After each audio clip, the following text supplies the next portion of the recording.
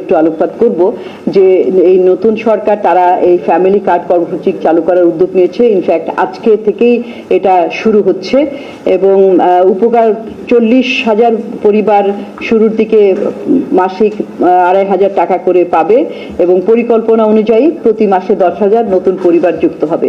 তো এই কর্মসূচিটার আপনারা অলরেডি জানেন যে আর্থিক সহায়তা সরাসরি পরিবারের মা কিংবা নারী প্রধানের কাছে প্রদান করা হবে এবং অর্থ প্রদান করা হবে মোবাইল ব্যাংকিং বা ব্যাংক হিসাবের মাধ্যমে।